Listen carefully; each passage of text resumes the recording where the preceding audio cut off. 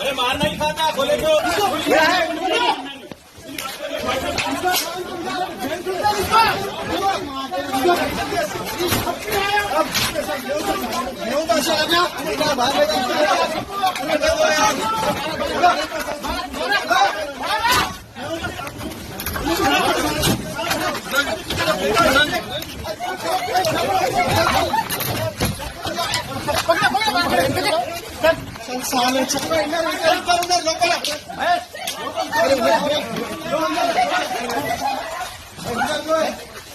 अरे साहब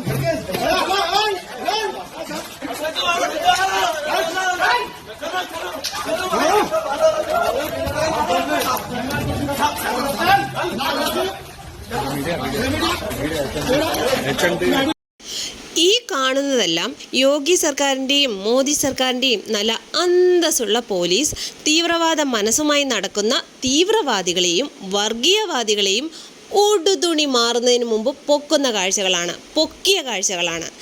നമ്മുടെ കേരളത്തിലോ ഇവിടെ എന്താ സംഭവിക്കുന്നത്? പോപ്പുലർ ഫ്രണ്ട് ഭീകരർ TJ ജോസഫ് സാറിൻ്റെ കൈവെട്ടി മാറ്റിയിട്ട് എത്ര കാലമായി? പതിറ്റാണ്ടുകളായി.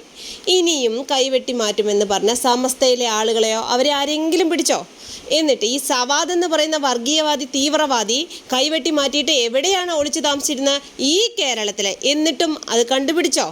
എന്നിട്ട് അത് കണ്ടുപിടിച്ചതാരാണ്?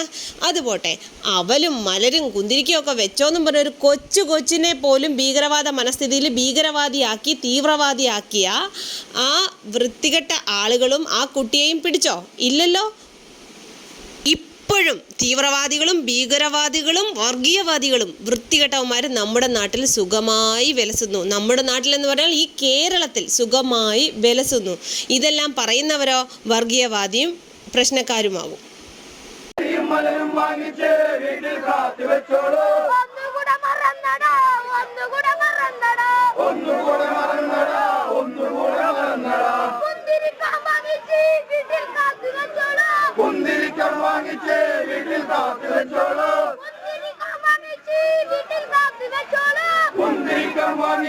വീട്ടിൽ കാത്തു വെച്ചോളൂ.